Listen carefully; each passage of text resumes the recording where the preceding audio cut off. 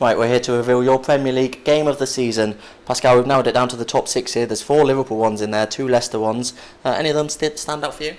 I think, I think this season the Premier League was certainly punctuated by bad defending. A lot of these games, you probably say the defending wasn't good, and so many of the sort of more entertaining games this season in the Premier League, it was more because of bad defending. Norwich 4, Liverpool 5. That was an absolutely crazy finish to that game, but just the defending in that was just terrible.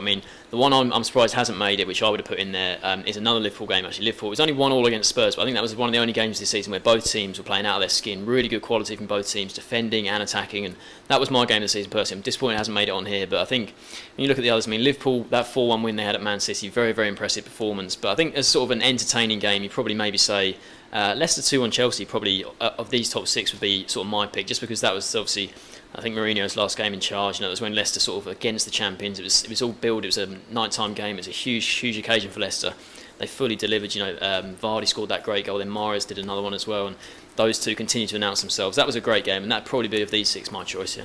That's the joint lowest score in the top 6 there. Any choices for you there? I'd have to agree with Pascal as well with the Leicester 2, Chelsea 1. That game, obviously Mourinho's last game. But I think the interesting one as well was Leicester 2, Arsenal 5 when they got beat there. And I'm very surprised that I thought when Leicester started playing the way they do, 4-4-2 attacking football, that would happen a lot more, going forward, because ultimately Arsenal, player for player, are better than Leicester, and you could say that about a lot of teams. If they tried to do that to Manchester United or Liverpool or Chelsea, they'd probably end up getting hammered, and I'm surprised that didn't happen a lot more. Obviously that did happen. I thought at that stage of the season they'd start to tail off and they'd start to lose a lot more games, but that sort of, they didn't change how they played after that game. I think that's the most important thing to make about that. The point to make about that game is they didn't change their style, even though they got well beat 5-2 at home. Obviously 7 goals. There's a lot of incidents in that game. I think the referee in that particular game, I remember he allowed a lot of things to flow, and it was a very entertaining game. But obviously Leicester in there, Liverpool. Obviously you're pleased that they're in a lot of those games, but Leicester as well. And I'd go Leicester 2, Chelsea 1, but obviously the 2 Arsenal 5-2 as well. Yeah, that 5-2 game, as you mentioned, fantastic game, but pretty relevant for what happened after. As you mentioned, Leicester, that was their first defeat of the season. People thought they might tail off, the dream start to the season's over, but they bounced back as they did all season. Any setbacks they obviously had that 2-1 against Arsenal in the last minute later in the season as well. So every setback like that, they bounced back really well, which is what made that result even more important, really. As you say, I'm pretty happy to see so many Liverpool ones now. I think it's the style of play Klopp has brought in is just so exciting. They're involved in a lot of exciting games. I think with this category it depends really what you're looking for. Pascal mentioned the 1-1 against Tottenham, which obviously doesn't have many goals in it, but in terms of quality is right up there certainly. When you look at the Norwich 4, Liverpool 5, it's got all the goals. The quality defensively was pretty poor, but if you're looking for just pure excitement, then you probably have to pick that one, because it was such a tit for tat game really. It was a fantastic match, swung both ways. Norwich were leading, Liverpool were leading.